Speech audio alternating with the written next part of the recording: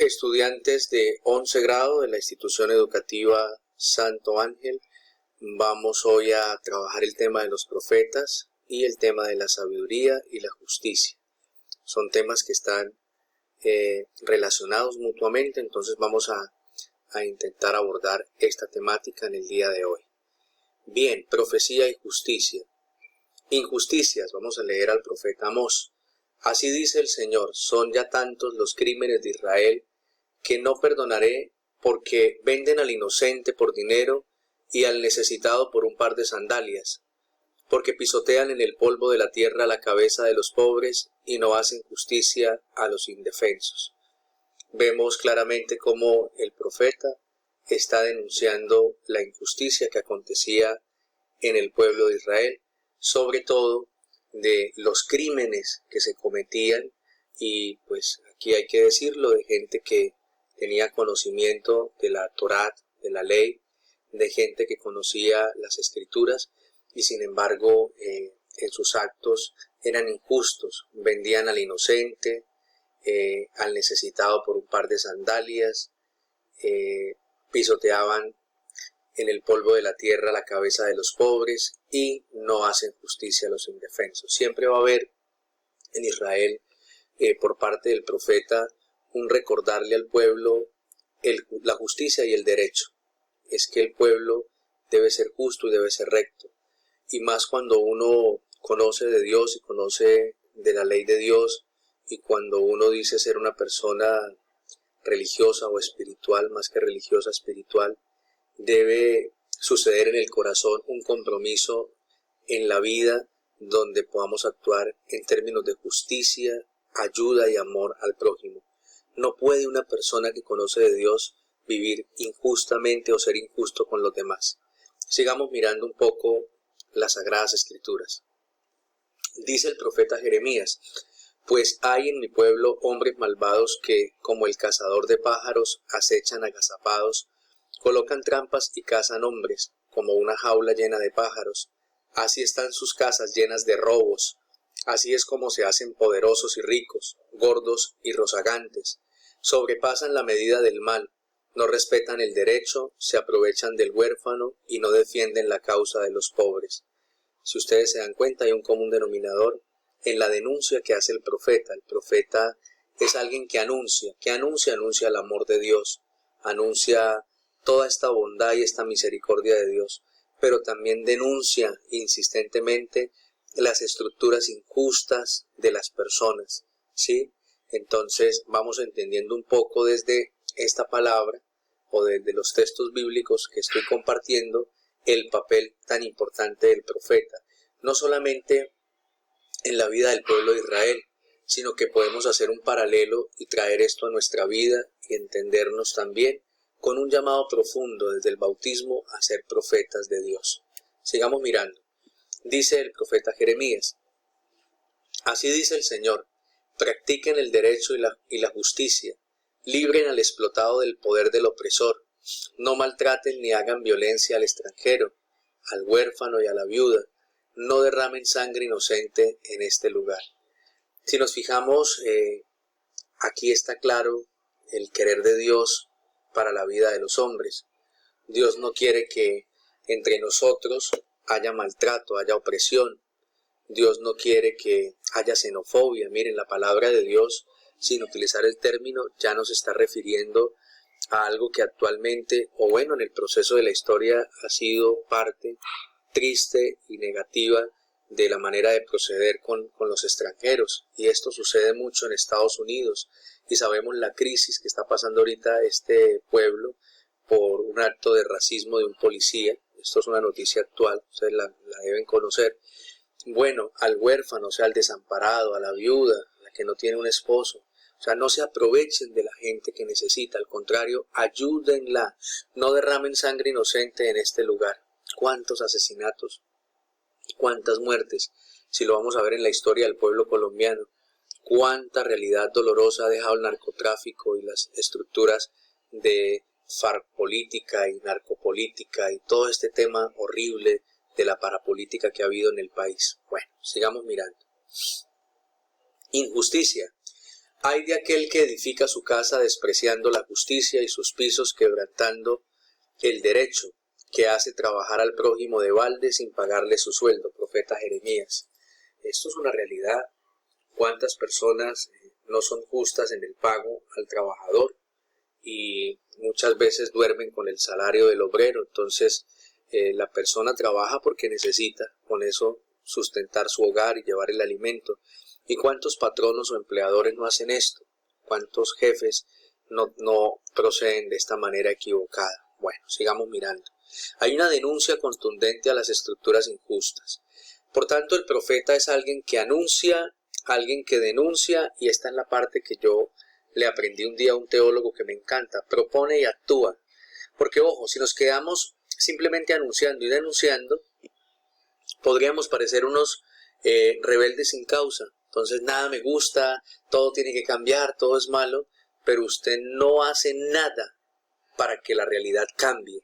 Y en cambio aquí lo que se propone es que usted asuma su profetismo, ¿cierto? Pero en la medida en que anuncie, denuncie y sea capaz de comprometerse con la realidad y con la sociedad. Bueno, sigamos mirando. Por tanto, hay una pregunta: ¿te gustaría ser profeta, joven? Bueno, yo les tengo una noticia. En potencia ya lo eres en virtud del bautismo. ¿Tú lo sabías o no lo sabías?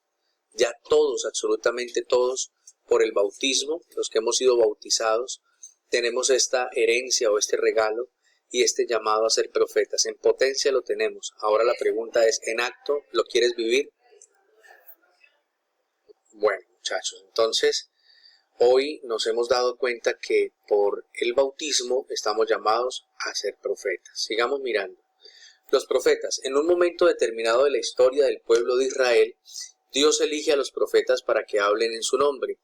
Estos dedicarán su vida al cumplimiento de la misión encomendada por Dios. Para ello denunciarán los pecados del pueblo, la idolatría, la hipocresía y sobre todo la injusticia con los pobres, las estructuras injustas de aquella sociedad y el abuso de los poderosos. Bueno, esto es lo que entendemos como profeta en el Antiguo Testamento. ¿Sí? Esta es como el papel, o esta es la misión del profeta. Pero esto lo podemos traer a nuestra vida y pensar que nosotros también podemos ser protagonistas de la historia, vivir justamente y actuar en un sentido de ayudar a las personas más necesitadas, y que la experiencia religiosa, más que una estructura religiosa institucional, pues pertenecemos a una institución. Yo hablo de la Iglesia Católica, otros pertenecerán a otros movimientos, otras expresiones, pero más que una religión es tener una espiritualidad, porque la espiritualidad significa encarnarse en el proceso de la historia y asumir con responsabilidad la experiencia de Dios para poderla transmitir. Una persona desencarnada, una persona que cree mucho en Dios, que va al culto, que va al templo, que va donde el cura, pero en la vida no se compromete con la realidad, es una persona que no está haciendo nada, ¿no?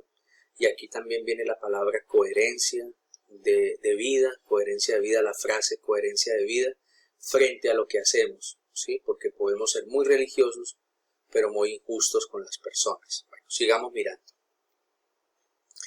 Ahora, bueno, conocer a Dios es practicar la justicia. De eso vamos a hablar en el siguiente apartado. Bueno, sabiduría y justicia. Vemos esta imagen de una mujer que está contemplando, que está haciendo silencio, que está reencontrándose, encontrando ese regalo tan lindo que es orarle a Dios, porque realmente la sabiduría es un don de Dios, es un don divino que hay que pedirlo. Y pues cómo vivir sabiamente, hay que decirlo, que la sabiduría más que un saber es un sabor, y es saborear, es saber vivir, es saber disfrutar de la vida. Vamos a mirar qué nos dicen acá en estas diapositivas. ¿Qué es la sabiduría y qué es la justicia? Miremos. Sabiduría para vivir. En el Antiguo Testamento existen una serie de escritos que suelen agruparse bajo la denominación de libros sapienciales. Proverbios, Job, Eclesiastés, Eclesiástico, Sabiduría, Salmos, Cantar de los Cantares, Lamentaciones, Ruth y Tobías componen la lista comúnmente aceptada de los libros que se ocupan de la sabiduría. La sabiduría no es mero conocimiento intelectual, No es más sabio el que conoce más cosas, sino aquel que aprovecha ese conocimiento para llevar una vida más feliz y más justa. El inteligente sabe que fumar perjudica la salud. El sabio no fuma. El inteligente sabe que puede enriquecerse rápidamente utilizando engaños. El sabio prefiere actuar honradamente porque sabe que a la larga el mentiroso recibirá su castigo.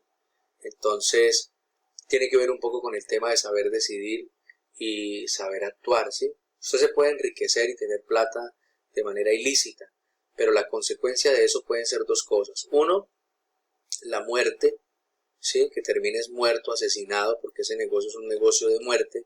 O dos, que te metan a la cárcel, y entonces también vas a sufrir. Uno tiene que saber elegir, hijos, tiene que saber tomar decisiones, tiene que saber que la vida es vivirla con sabiduría, y si usted no elige bien, le va a ir muy mal, le va a ir tremendamente mal. Entonces hay una invitación a adquirir sabiduría en Proverbios 23, 15, 25, la voy a leer. Hijo mío, si aprendes a ser sabio, también yo lo celebraré. Me alegraré de todo corazón, si tus labios hablan con rectitud. No envidies a los pecadores, vive siempre respetando al Señor, pues de ese modo tendrás porvenir y tu esperanza no se frustrará. Escucha, hijo mío, sé sabio y compórtate con rectitud. No andes con los que beben vino, ni con los que se hartan de carne, porque borrachos y comilones se empobrecen y la pereza los viste de harapos. Escucha al Padre que te engendró, no desprecies a tu madre cuando envejezca. Adquiere la verdad y no la vendas, y también sabiduría, instrucción e inteligencia. Lleno de alegría vive el Padre del justo, el que engendra un hijo sabio se alegra. Que pueda tu Padre alegrarse por tu causa, brincar de gozo la que te dio a luz. Entonces no sé qué tanto ustedes son ese motivo de alegría para sus papás, porque hay que elegir bien, hay que saborear la vida, hay que disfrutar de todo, hay que aprender a pedirle a Dios este don de la sabiduría. Bueno, ¿cuál es la suerte del justo?